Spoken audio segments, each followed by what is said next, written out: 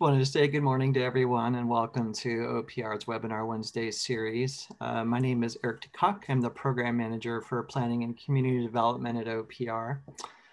So this webinar is the latest in our series, and today we'll be focusing on the General Plan and Housing Element Annual Progress Reports. We're joined today by our esteemed colleagues at the California Department of Housing and Community Development, also known as HCD. So welcome to HCD staff, and we'll do introduction shortly. Alyssa, are most of our participants in the room now? Are people still joining? Some people are still joining. Okay. Well, we'll give a few more minutes to sort of let people trickle in, but just wanted to say welcome to those of you that have joined, and we'll continue shortly as more people have arrived.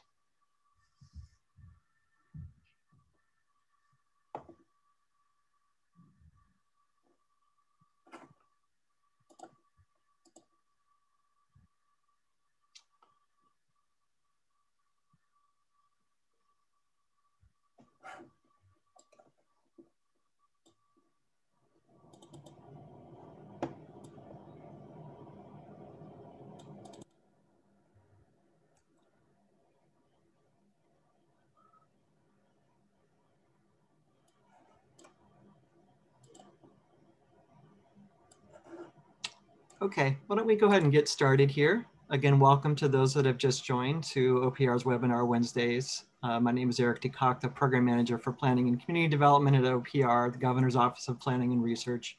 And joined with us today with the OPR staff are staff from the Department of Housing and Community Development, HCD. So this is actually the first joint webinar between OPR and SDC that we're aware of. So we're sort of congratulating each other and celebrating that moment. Very excited to collaborate and partner with HCD staff on the subject, and we're hopeful that there's more to come on other topics, both on housing and other planning related topics in the future. So the purpose of today's webinar is to both inform and educate all of you, and maybe get some of you up to speed or demystify if you're new to annual progress reports or still are confused. We definitely are wanting to just make sure this is educational for everyone. We'll be talking also a little bit about just how things have changed a bit recently with both the substance and the process for preparing and submitting APRs. Of course, there are two different APRs, right? There's one that goes to OPR that focuses on the general plan as a whole.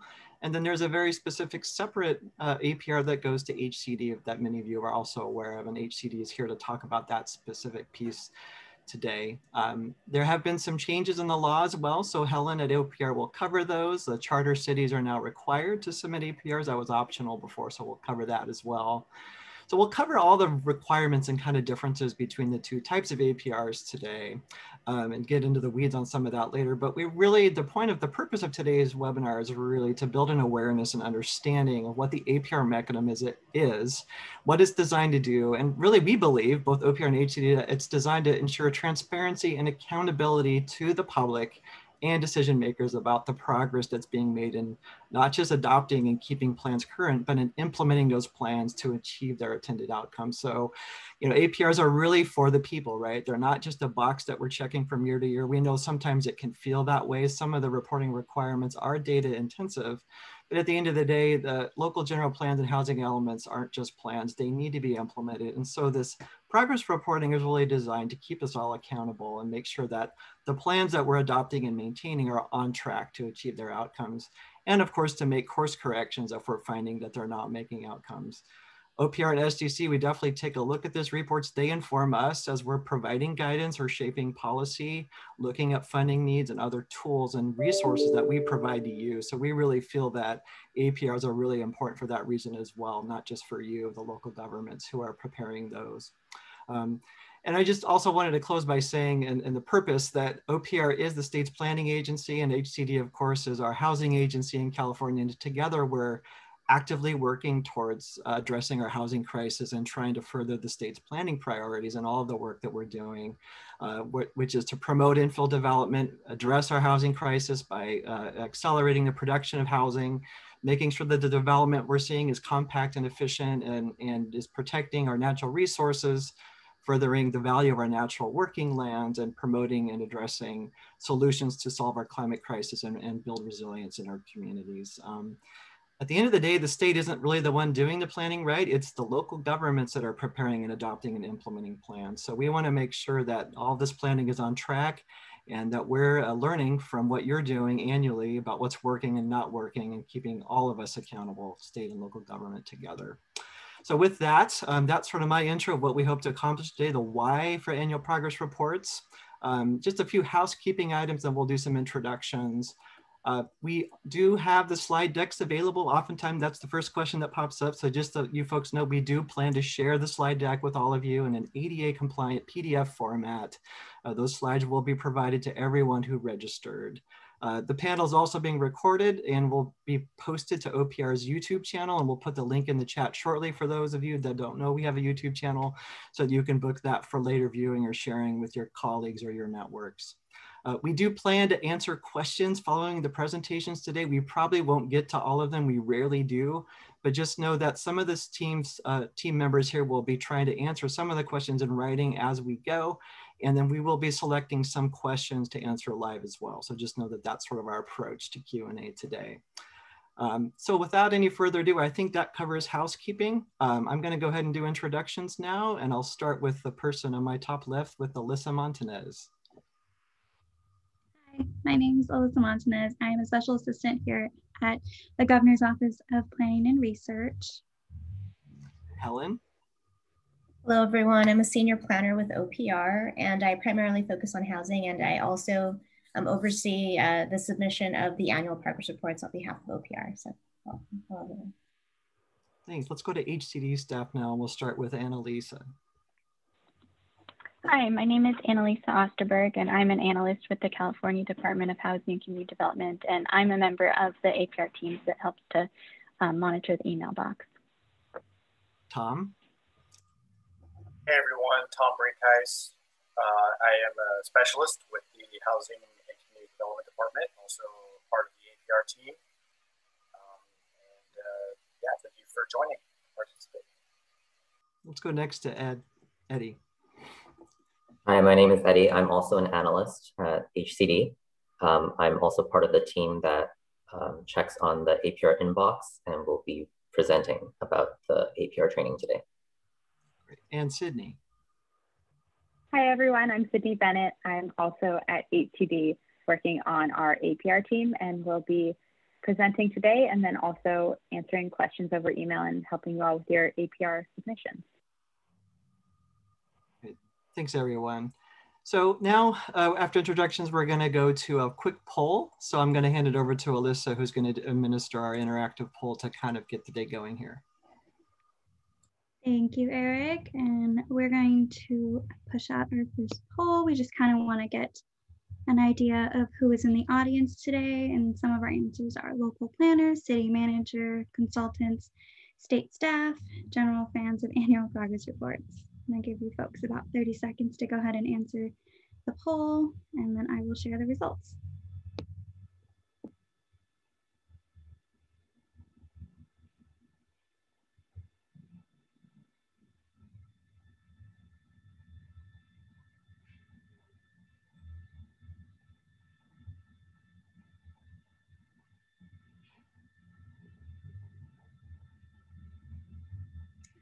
So it looks like we're over 80% right now. I'll go ahead and end the polling as we hit 90%.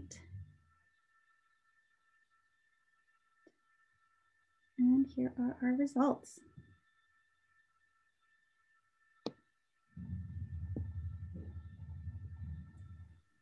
We have a lot of fans of general plan annual progress reports. It's good to hear. You guys are in the right place. And we have mostly it's local planners, so I'm glad that everybody's joined. So I can go ahead and get started with the first presentation. So hi everyone, Helen from OPR. I'm gonna go ahead and begin sharing my screen.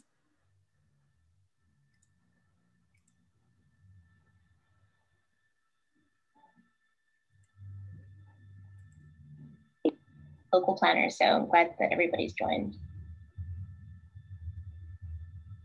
So I can go ahead and get started. An audio lag. I'm not sure if that is, if you guys are witnessing that, but I'm gonna go ahead and just kind of dive in here. So just to get started, this is the General Plan Annual Progress Report overview. And I'm me go ahead and dive in here. So generally speaking, the General Plan Annual Progress Report is a document that is submitted on a yearly basis to both OPR and HCD. And a general plan is essentially the long-term vision and growth strategy for a local government. And OPR creates and adopts general plan guidelines, and those guidelines are updated every 7 to 10 years. And there are about 9 required elements, 2 of which are only required if you have, if you're in the San Joaquin Air Quality Control District, you need to include an air quality element. And if your community is contains disadvantaged communities that are subject to environmental impacts that are deleterious to health, you are required to submit and create an environmental justice element. And there's other topical elements that jurisdictions are welcome to include as part of their general plan. So as I mentioned, the General Plan Annual Progress Report is a report to the legislative body and the public regarding the implementation of the general plan for a given year. So for the general plan, that could either be a fiscal year or a calendar year. It's up to the local jurisdiction.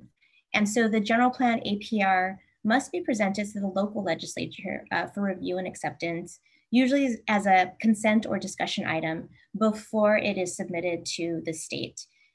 Usually this is the case, but there are no penalties for not doing it in that order. And we do encourage jurisdictions to resubmit to OPR if they haven't presented their general plan annual progress report to the local legislature first. So you could go ahead and meet your April 1st deadline and then go ahead and resubmit later.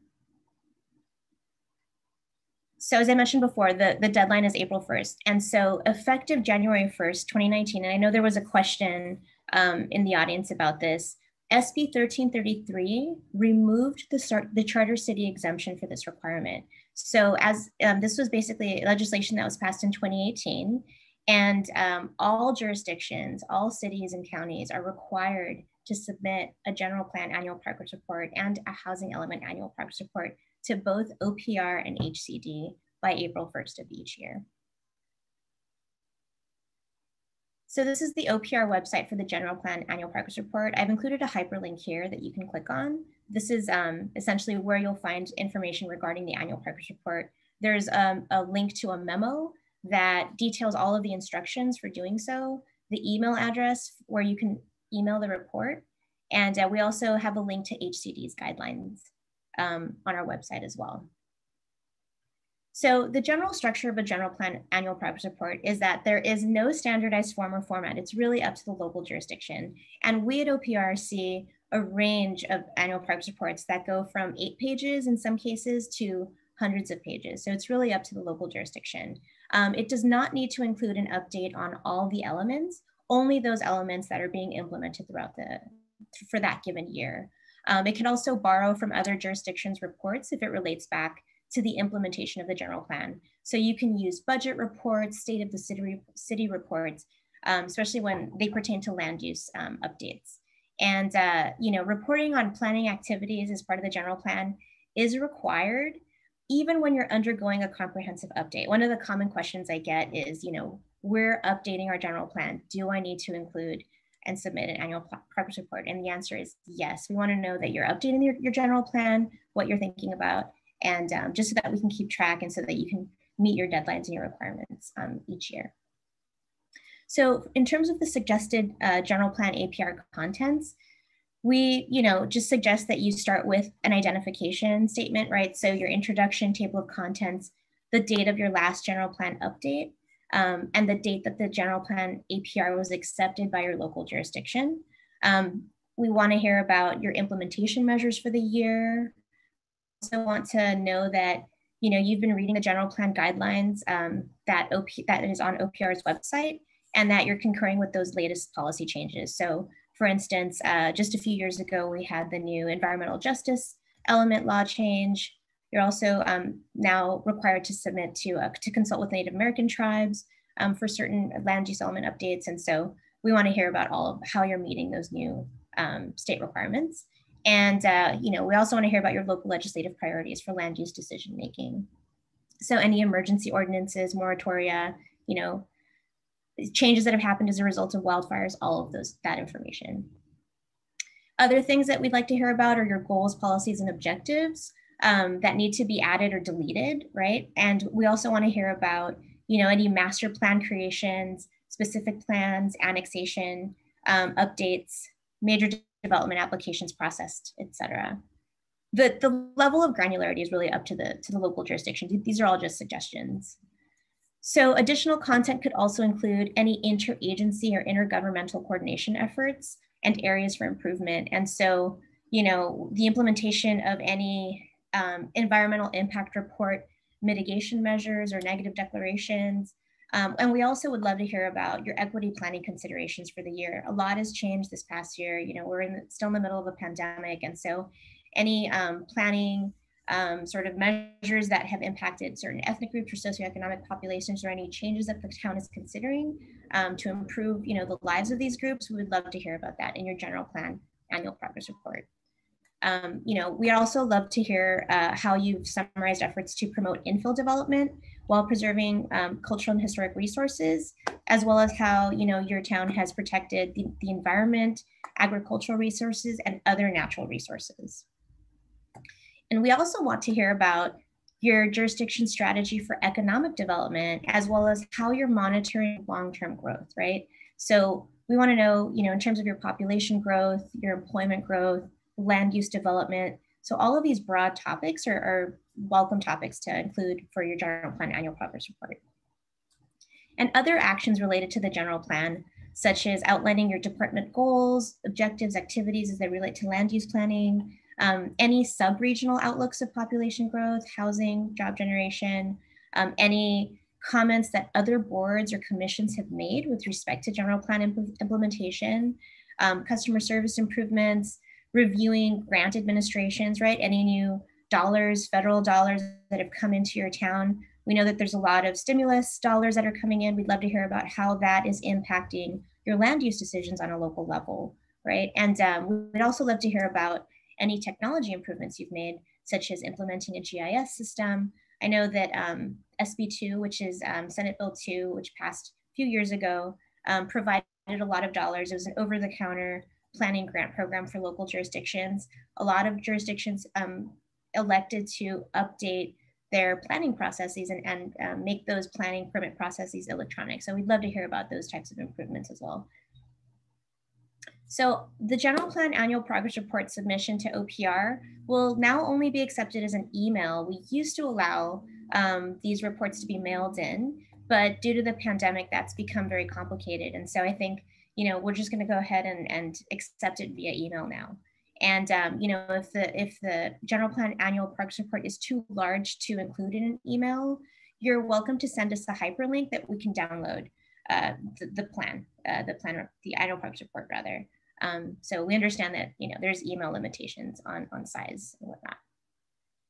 So in terms of your general plan APR submission to HCD, HCD has developed a really useful online portal, and they prefer that you submit the general plan APR to them via the portal. And in order to gain access to that portal, you have to email them for access. And so a lot of jurisdictions have already had access to this portal, so you're welcome to just submit your GP APR to them through that portal, or you can also email it to them, and the email address is located here.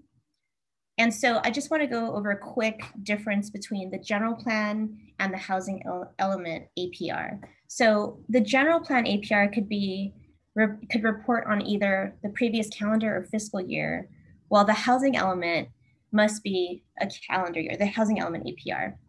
There's no standardized format for the general plan annual progress report, but there is a standardized format that has been changed by all these new laws for the housing element APR. And, all jurisdictions are required to submit to both agencies by 4/1, so that's still in statute. For us, it could be emailed. We don't have a portal. For HCD, you could, email it or submit it via a portal. And we have information and links to, more guidelines for each of those. So, just to summarize, there are no penalties for submitting the general plan APR to OPR past April 1st. And you can technically submit an annual progress report before conducting the local hearing, although we encourage you not to. If you need to, just go ahead and resubmit your APR to us after it's been approved through the local jurisdiction, and summarize any comments that have been made or any changes you've made because of public comment. And then we, just so that according to government code, OPR is tasked with notifying a city or a county if the general plan has not been revised within 8 years. And so we are allowed to notify the Attorney General if the general plan has not been revised within 10 years. And so, that's why we monitor the annual parks reports to make sure that you're updating your general plans. And that's why we want to hear about, any changes and updates you're making to your general plan, so that, we just don't think that, there's just no progress being made or no implementation. So I hope that's clear. So that's it. I just, if you have any questions, we're going to go ahead and wait till the end, and you're also welcome to type them into the Q&A, and we'll go ahead and answer them in the order that they're received. And that is the main difference between the general plan APR and the housing element APR. I'm going to go ahead and stop screen sharing. And I'm going to go ahead and pass it over to Eddie, who's going to get started on the housing element annual parks report guidelines. Thank you, Helen. I'm going to share my screen, so bear with me.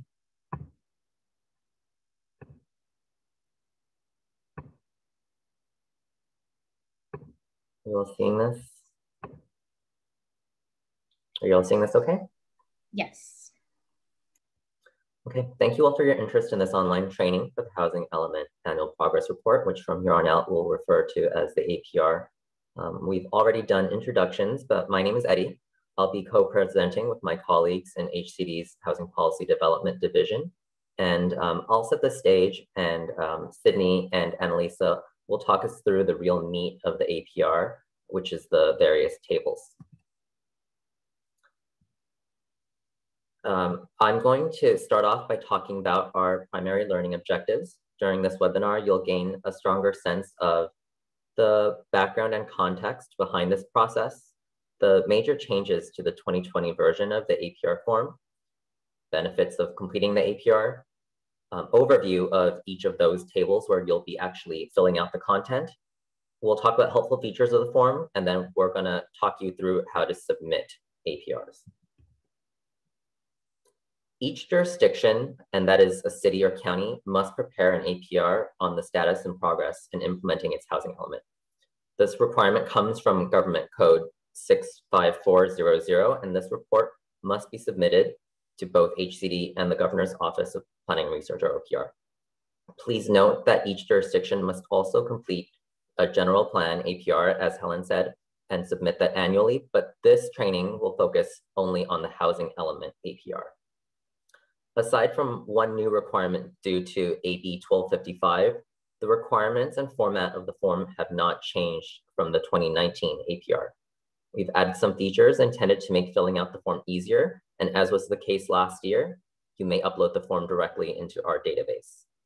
The APR is due each year on April 1st, and the 2020 APR form is due to HCD and OPR by April 1st, 2021. You have the option of uploading your APR directly to our database, as we mentioned earlier. Sorry. Some of you may recall that the APR underwent major changes starting with the 2018 report. Prior to 2018, the APR focused largely on reporting building permits issued. And this changed because in 2017, SB 35 and AB 879 amended the government code to include additional requirements for the APR. And the 2018 APR form incorporated changes from these laws. In 2020, AB 1255 added an additional requirement related to locally owned surplus sites. So we've revised the form as well as the instructions to include these new requirements. We won't go over all these changes today, but you can refer to SB 35 and AB 879 for more information. Before we go any further, let me go through some of the benefits of submitting APRs. APRs are woven into numerous state oversight and funding programs. Several funding programs require up-to-date submission of APRs, including the Permanent Local Housing Allocation, or PLHA funding program. APRs are how jurisdictions report progress in implementing the housing element and meeting the Regional Housing Need Allocation, or RHNA. This data helps HCD understand successes and challenges from cities and counties statewide, and this information helps inform future housing policy. Finally, data from APRs is used to make HCD's SB 35 determination, also known as the streamlined ministerial approval process. This is just an overview of the form to orient you to the topics for each table. We have tables A through H, which are each represented by a sheet within an Excel workbook. A detailed explanation of each table's requirements can be found in the instructions, and those instructions are your definitive source for guidance.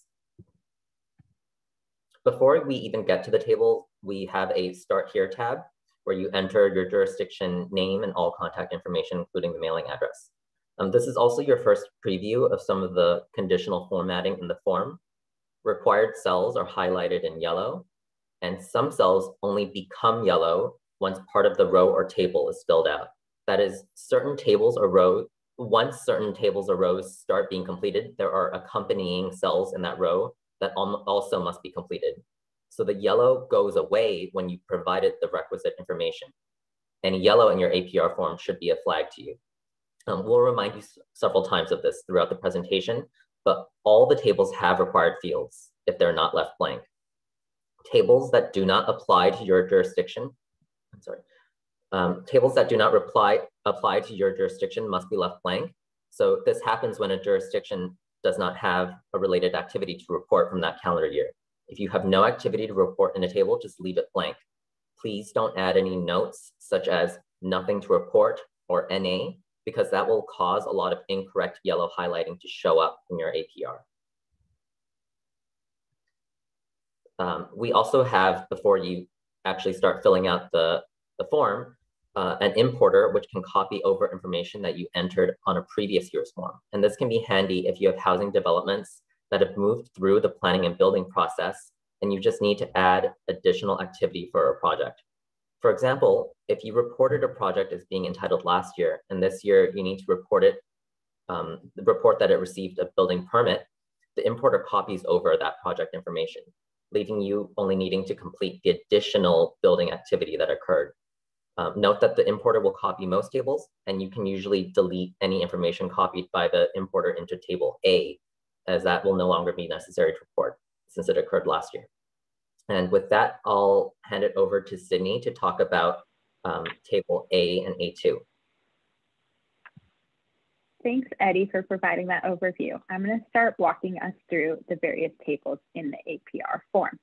The first is table A. This is the table where you'll report any development applications deemed complete during the reporting year, in this case, 2020.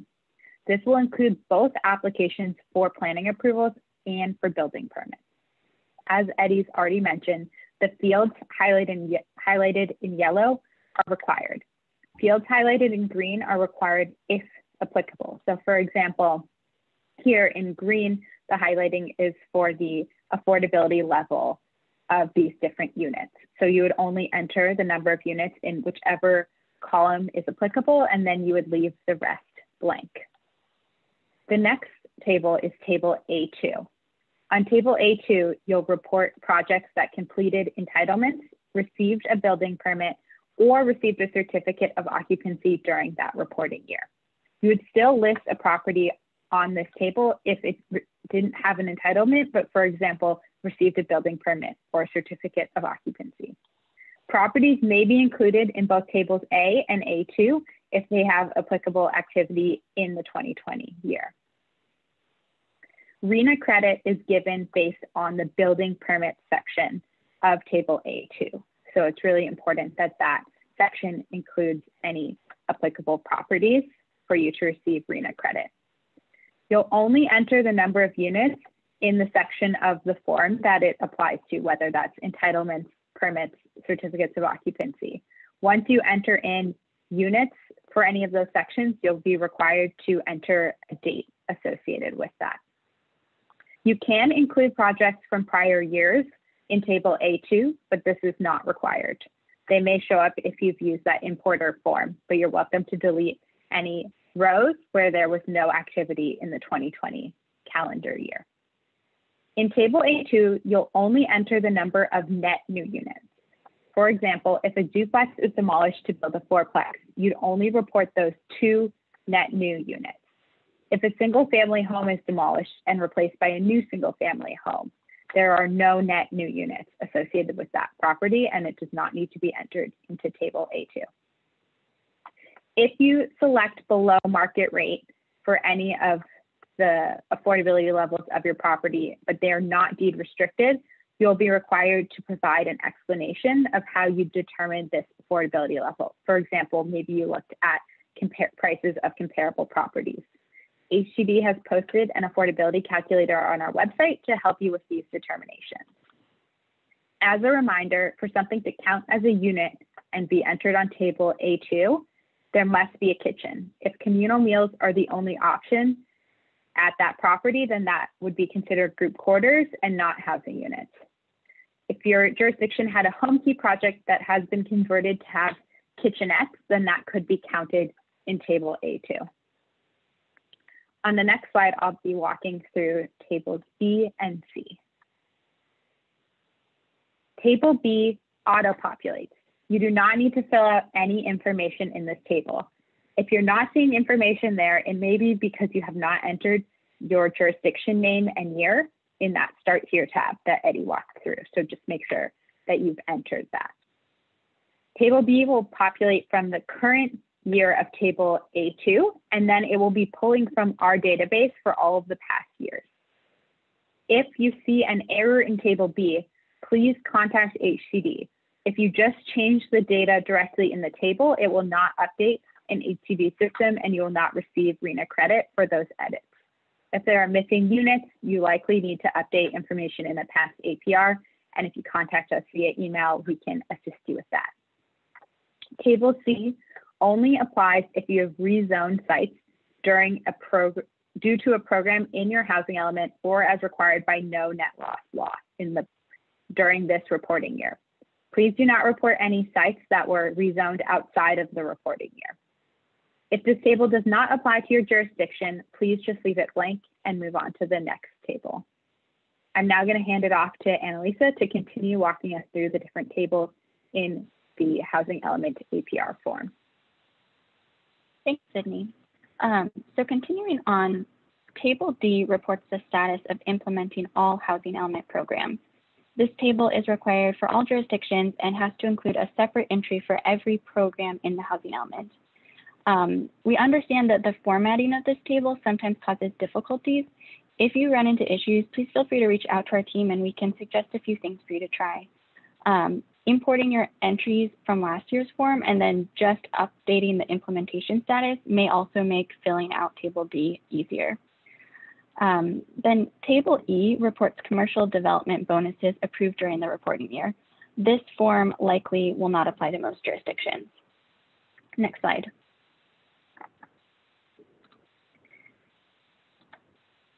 Then Table F is for reporting units that have been rehabilitated, preserved, and acquired for alternative adequate sites.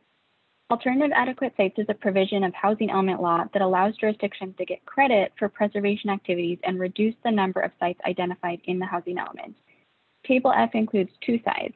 The left side is for you to share information only and does not tie to credit towards RENA.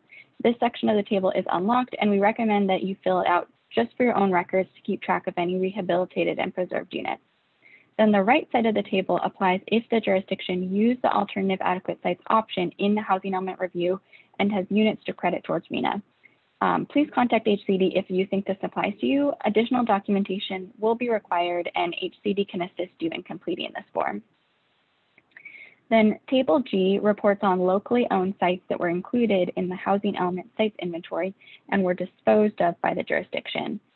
Again, Table G likely doesn't apply to most jurisdictions.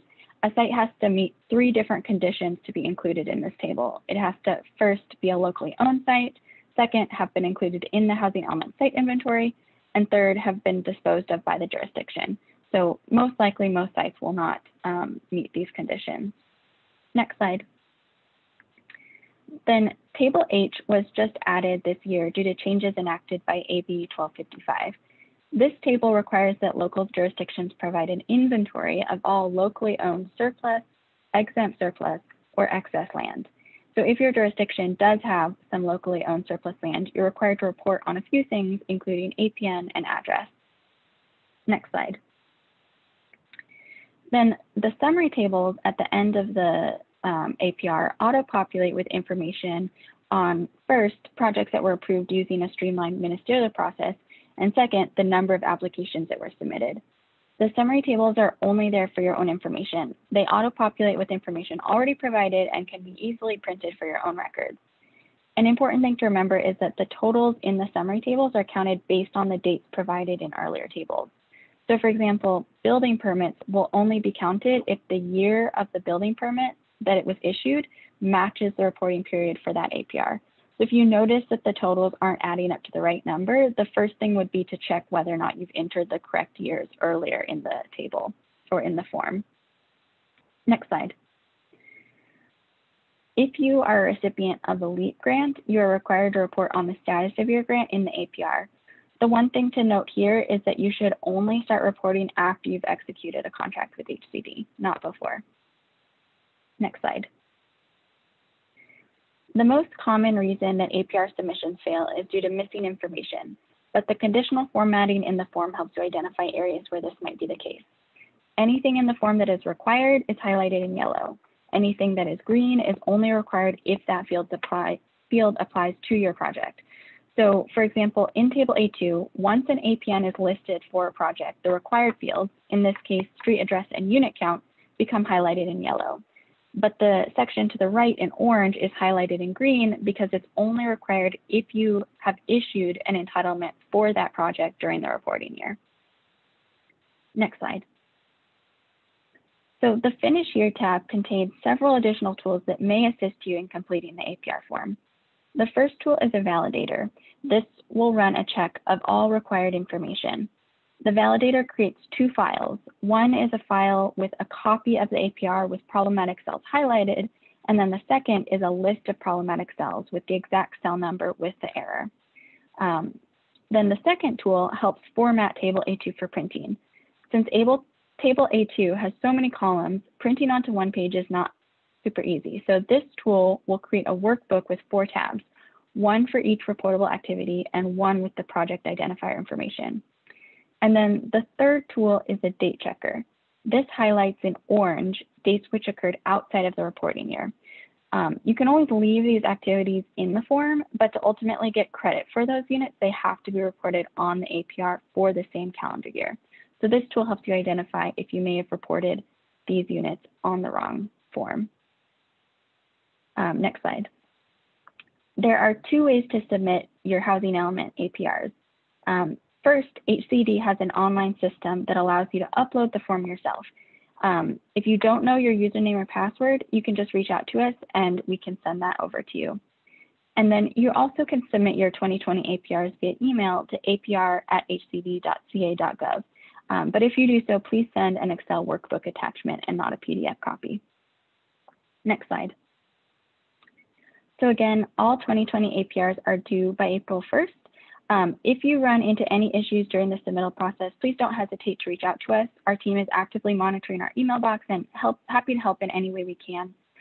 We're really excited about the collection of this data, and we appreciate all the work that jurisdictions will be making to provide it. And just like jurisdictions, HCD is working really hard to adapt to all the new requirements that have been set forth by the legislature. So thank you for your time today, and if anyone has any questions, we'll be happy to discuss more during the Q&A.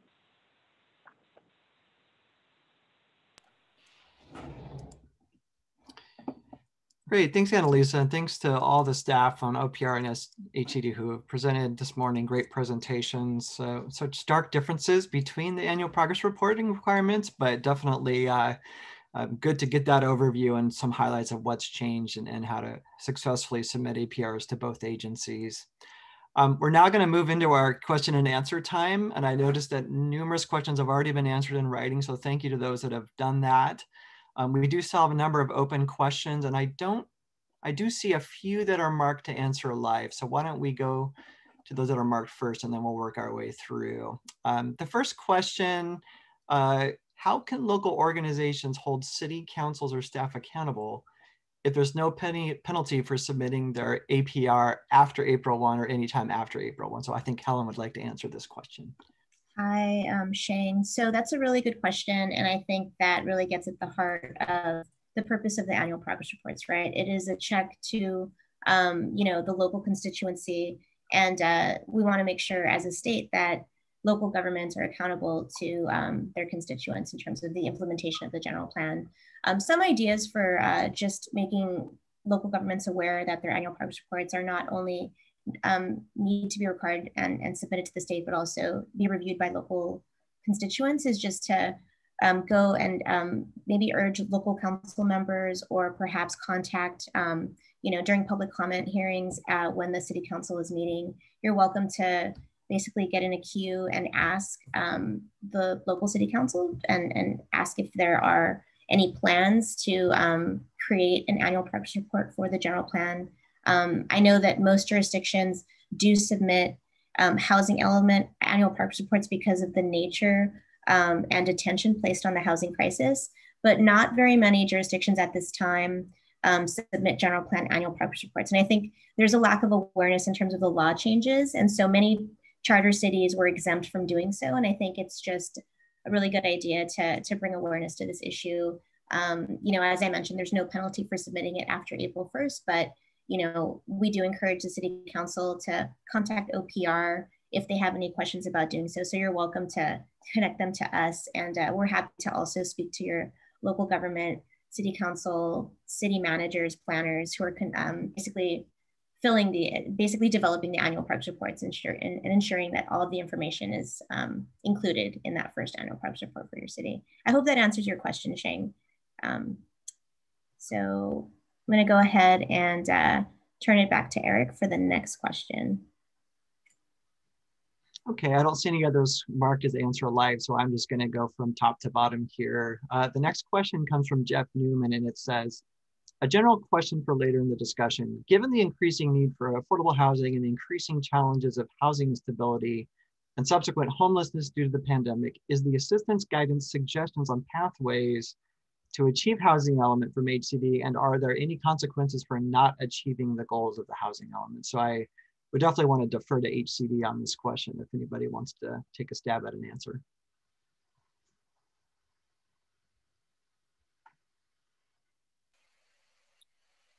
Hey, Eric, this is Tom. Sorry, I was just kind of responding in the chat to another one, but I saw this question earlier, yeah, it's definitely a tough one given the state of housing in the state. But I think our housing element team at HCD is going to be doing a lot of outreach and technical assistance and providing different possibilities for some strategies that local jurisdictions can adopt in their housing elements in order to get them certified. And I believe there's also technical assistance provided by a lot of COGs, councils of government, throughout the state as well.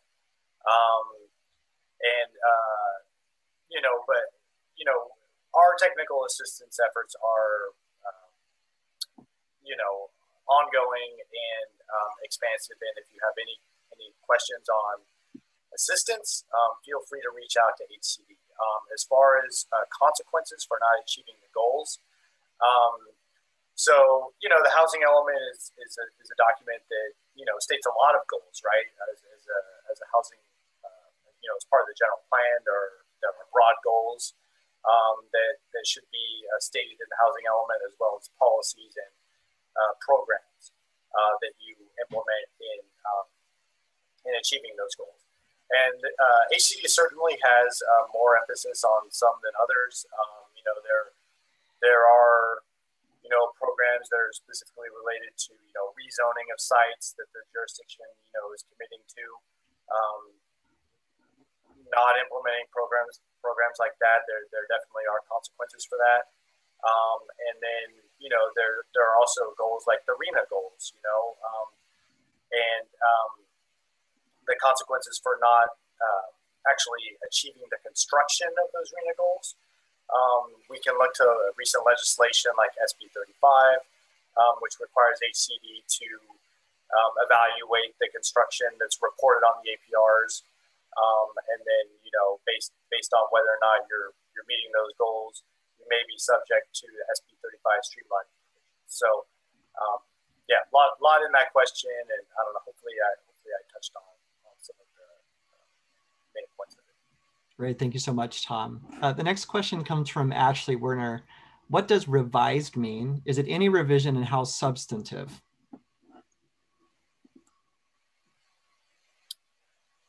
Was Ashley's question related? I think that was related to the general plan, right? I think so, based on the time that it was submitted. It was probably during Helen's presentation.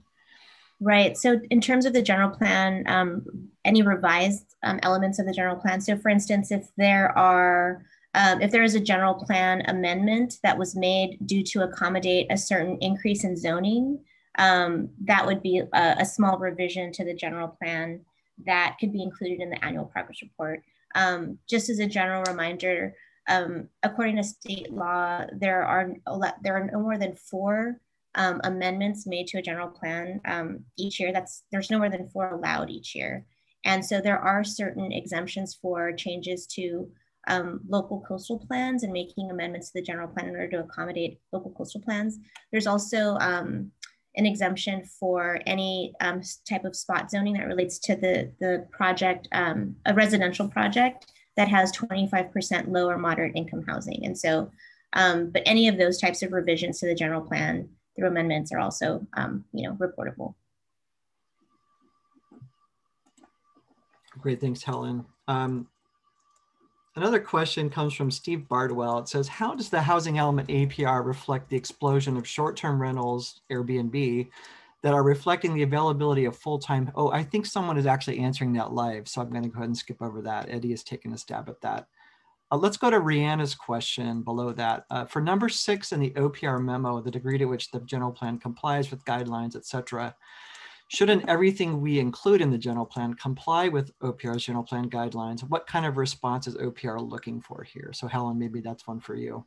Sure. And so in terms of compliance, I think it's good to remember that OPR is not a regulatory agency. And so we prepare the general plan guidelines and we update them on a regular basis, but we don't, monitor compliance to the guidelines. It's not like these guidelines are state laws. Are really just best practices and tools to help local jurisdictions report on, the progress that is being made in their local jurisdictions. And so we want to make sure that we're flexible enough so that local jurisdictions can report on the activities that pertain to them. So it's more about, there are certain state laws that we highlight and reference and explain. And it's really about, what is the best practice for a local jurisdiction to adhere to a state law. So I just want to make that distinction between compliance and really just conformance to the guidelines, or trying as best as possible to make sure that, the local governments are complying with changes in state law. And I know, Eric, you deal a lot with general plans. You're welcome to also respond to any of these, of course.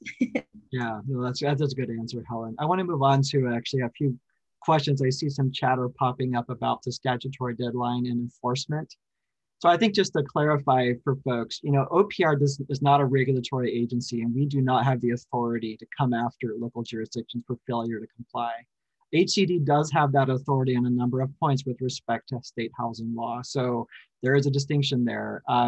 All that said, yes, someone put that there can be a penalty under law for late, and that's basically the threat of lawsuit from the public. So OPR does not have the authority to sue or determine compliance. So just want to make that clear that we can't impose a penalty. It is definitely the legal liability of any lead agency for failure to comply, and that's your own issue to deal with your own legal counsel. So I just wanted to make sure that that's clear when we say that there's no penalty. There could be, there's just not from OPR's side. We can't impose a penalty. Okay, so moving on to other questions here. Looks like we answered that one. Someone asked, can you share examples of how number 10, A, B, and C are different in the OPR memo? And that might be one for you, Helen. Do you know where that is, or do you need time to kind of look that through while I maybe go to another question? You know, I think I do. It's basically number 10 in the memo says one or more lists of the following, including reference to the specific general plan, element, or policy status. And so it's A, planning activities initiated, B, general plan amendments, and C, major development applications. And so you were asking, the question was general differences between 10A, B, and C.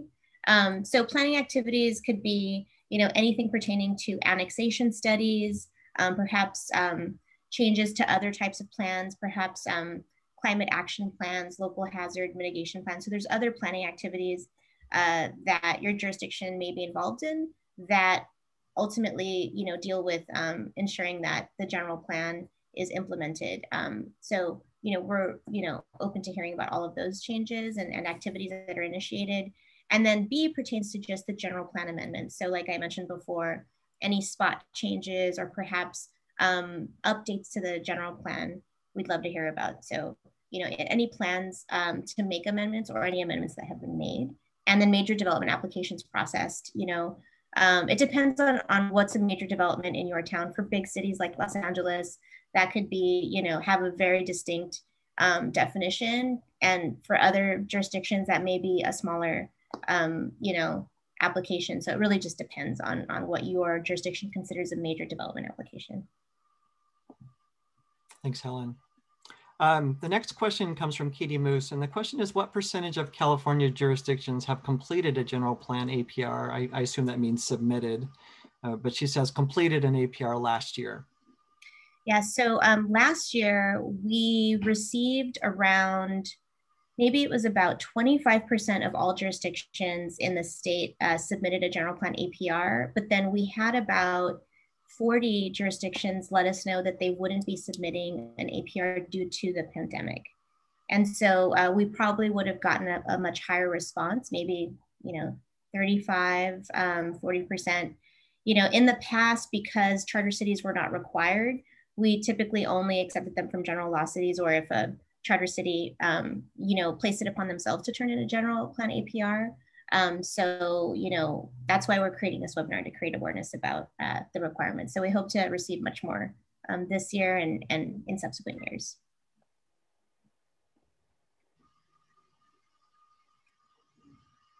Okay, great. I see some folks typing some answers here. Oh, Tom, did you want to weigh in on anything? I saw you turn your camera on. Oh, hey. No, I was just going to brag about our 95% submittal rate for housing. That's all. All right, thank you. Thank you for that. Good to hear. Okay, another question comes from Lori Angel, and the question is, are the annual reports OPR and housing available to the public at the state? If so, what are the URLs to access? I can answer that. So the housing element APRs currently are not available to the public on our website. Unfortunately, there's a few issues with that. The best way to obtain them from HCD is to send us an email, and we can send you the APRs that you're interested in. And same goes for OPR. At the moment, I think it's more of a capacity issue. It's funding, it's staffing.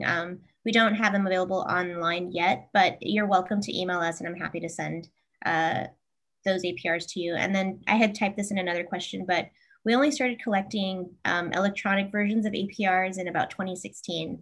Everything else used to be mailed in, and so we'd have to get information on anything that was mailed in, and that would take a little bit more time than the electronic, but we're happy to get those to you. Great. The next question, let's see, we did that one. Aren't charter cities allowed to amend their general plan more than 4 times a year? Did that also change? I can take that one. Yes, that is correct. So charter cities have a little bit more flexibility on the general plan amendment process than do general law cities. So that's a good clarification. The next question, how does a jurisdiction account for housing losses to vacation rentals in a building constrained area like Tahoe? How can they offset the losses?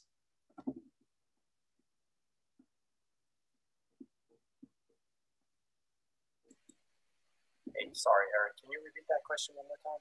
Sure. This is a question from Jeff Spencer. And the question is, how does a jurisdiction account for housing losses to vacation rentals in a building constrained area like Tahoe? How can they offset the losses? So it's tough. I mean, to offset the losses, really the only way would be to report more units being constructed or being legalized if there are ADUs or other units that are legalized and obtain their permits. Maybe they're already existing. Those can be reported on the APR. You don't have to report units that are lost to short-term vacation rent, or this is not specifying short-term. This is just vacation rentals. You don't have to report units that maybe are vacation rentals on the APR. Any unit that is constructed can be reported. So if it's constructed and then turned into a rental, a vacation rental, then still counts as a housing unit, and it can be reported on the APR.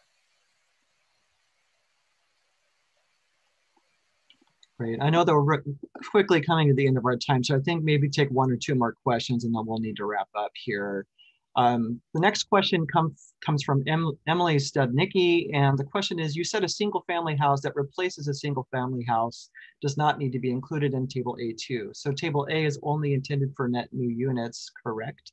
Does it matter if the previous house was demolished in a different year?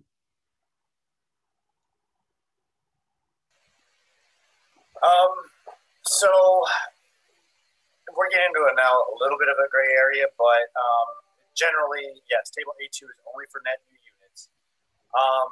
The guidance that I've been giving folks is, if you know that the demolition of the unit was associated with the new development application, then it's not net new, and you would not need to report it. Now, if the demolition occurred, years ago and was not associated with the new the new unit that's being proposed, then in this case, you can go ahead and report that. We will consider that net. Great. I think we have time for one more question here. And the question is, must a resolution from the Board of Supervisors or City Council be included in the April 1 required housing element APR submittal? Is there any leniency since public hearings are reduced due to COVID? We do not require a resolution. And as far as leniency, unfortunately, the due date is in statute, and we do not have the authority to, extend that due date. And so, what I can say is we will continue to accept it after April 1st. For HCD's purposes regarding the SB 35 determination, we really need to have the report into us by June 1st in order to be considered for SB 35 purposes. Great, thank you, Tom. Well, I see that we're very much coming up to 1 o'clock, so I just wanted to thank everyone for attending today. These are great questions. Thanks again to all of our presenters. Really excited to see what the material presented today and kind of the dialogue even appearing. And for those that didn't get your questions answered, I would encourage you to email those to the email addresses that were in the contact information on the presenter slides. I know I did see those at the end of those presentations. So definitely reach out with those questions if you feel like you need an answer that we didn't get to today. I hope this webinar was helpful and informative for everyone. We're all doing our best to work through the APRs and evolving and improving it to better assist everyone. So with that, I will say we'll wrap up. Thank you so much for attending. And Helen, do I need to say anything further? Is this it? No, just thank you so much, everybody. We will send out the slides that are ADA accessible to everybody who registered. So expect an email from us at least early next week. And I just wanted to say big hats off to Helen Campbell, who really was the project manager and put this whole webinar together today. So thank you very much, Helen. Great job. Absolutely. And thanks for HCD staff for joining us. And hopefully we can do a lot more of these in the future. So thanks, everybody. Great. Thanks, everyone. Rest of your day. Bye.